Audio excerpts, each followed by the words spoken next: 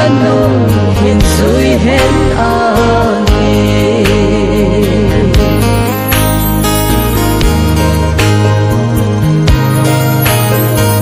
Krista nung izui na ba ni tin hen na hopal bangin ai su boy thei diu bin bung ki song zeng zong le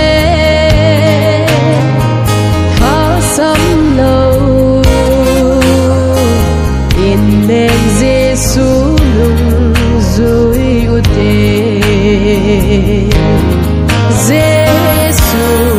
koi hile kanung ai zui no ma chun ama ki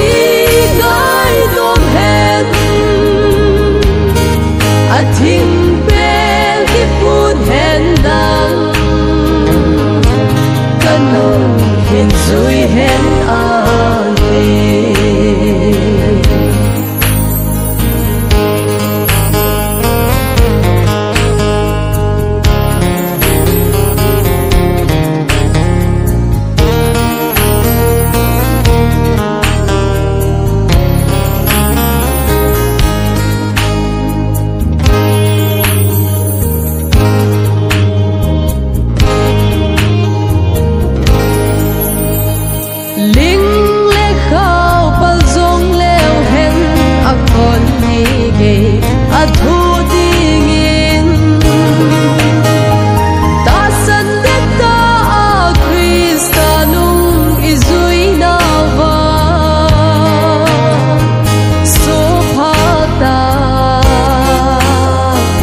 San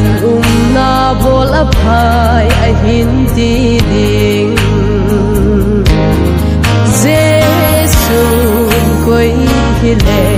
kanung ai zui no ma chun ama ki ngai dom hen a thing bel ki pun hen lang